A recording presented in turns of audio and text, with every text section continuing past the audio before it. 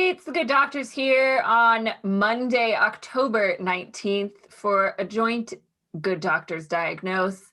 And we're going to talk about gossip in the workplace and what in the HE double hockey sticks you can do about it.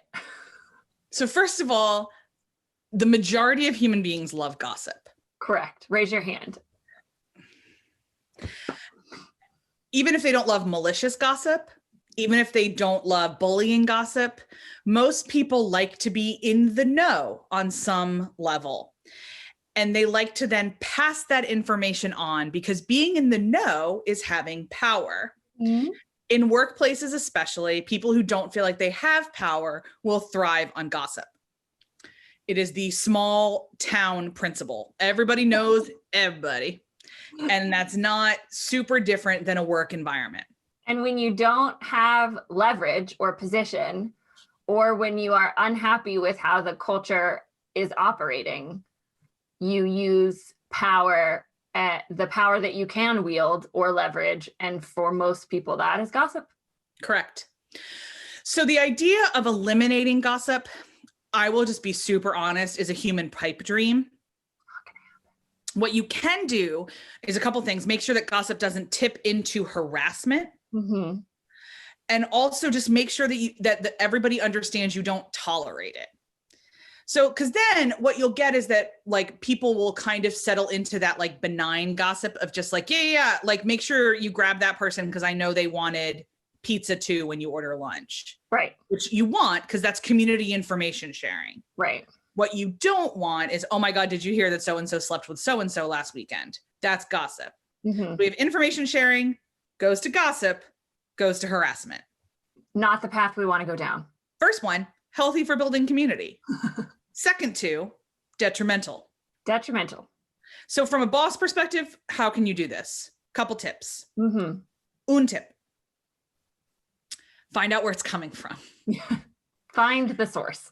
Find the source. It's often a small group of the malicious gossip.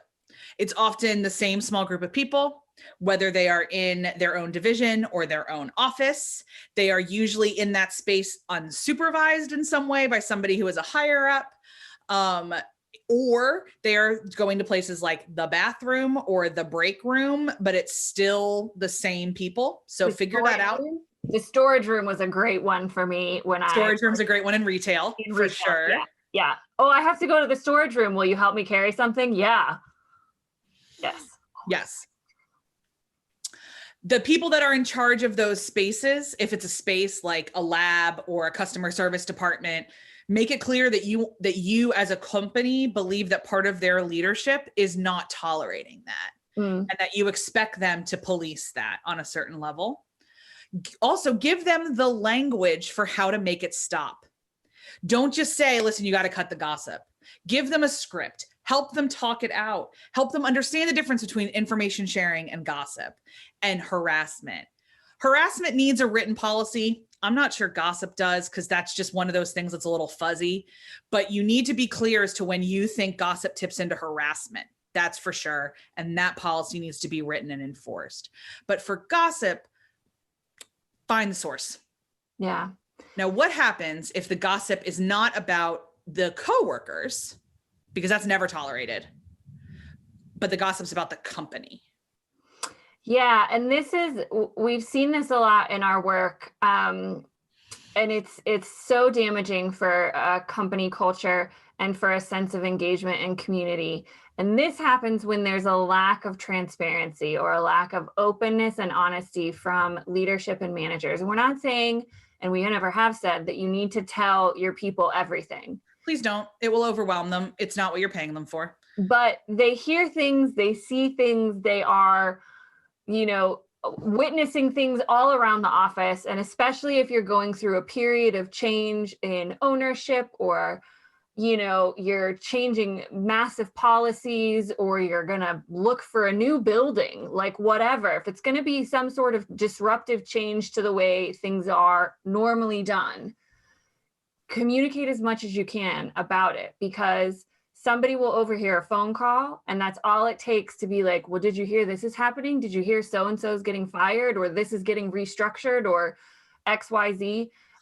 So that has to be a real intentionality from any person in a leadership position to be constantly openly communicative, particularly around issues of change and disruption. Yeah, remember, information is power. Mm-hmm. If you give them power, they won't feel the need as often to take it for themselves. That's they meaning all humans. This goes across all groups of people. It goes with parents to children. It goes with friend groups. It goes to all of that. Yeah. Information is always power. So understand how you wield that power, understand when you can give it away, understand all of those kind of things. Additionally, we would just encourage you, as always, with all of our kind of things, to be consistent. Mm-hmm.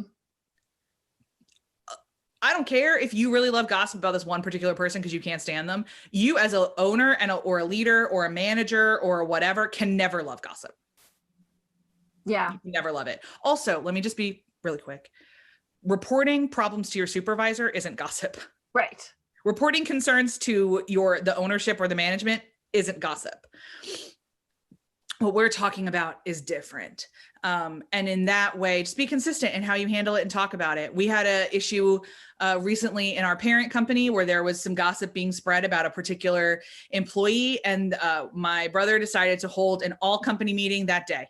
He heard rumors start to fly. He was like, nope, we're all getting together 3:00. He grabbed everybody. He said, here's what's happening. If I hear talk about anything beyond these 3 facts, I'm going to be real upset. And in this particular situation, just because of some dynamics, he said, you'll be escorted out of the building without pay. Like he took it real seriously and the gossip stopped. So it's that might not work for your culture. We might not do it the next time, but we will always address it immediately. And that's one of the promises we have made to our employees, is that they can feel emotionally safe at work. And those actions, you have to have the actions to back up those words, be they written or not.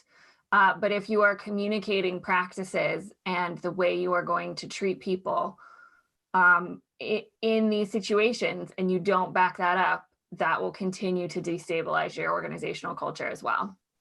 So review, find out where it's coming from, nip it in the bud, kill the head off Hydra and hope that they all die.